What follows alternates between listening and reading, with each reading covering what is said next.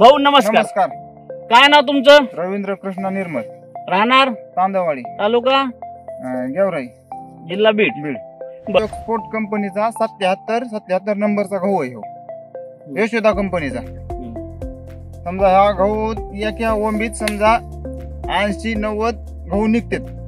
त्याची उगण शक्ती चांगली. उगताना समजा हा तांबुराची पडतो उगल्या दुसऱ्या गव्हाला, ह्याला पडत नाही. फुटवा ह्याला जास्त आहे. तांबुरा रोग पडत नाही. ह्याला फुटवे सरासरी एका गव्हाला 25 फुटवे एका गव्हाला आहेत. 25-30 फुटवे आहे.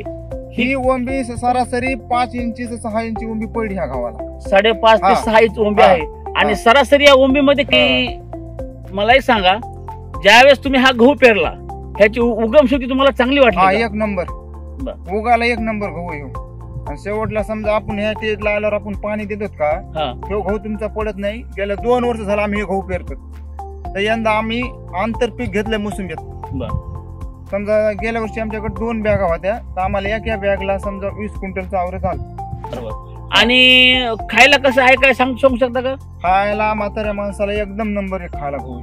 ज्याला समजा कोणी चावत नाही त्याला एकदम चपाती मऊ आहेत आणि नरम पोळी नरम एकदम. अच्छा.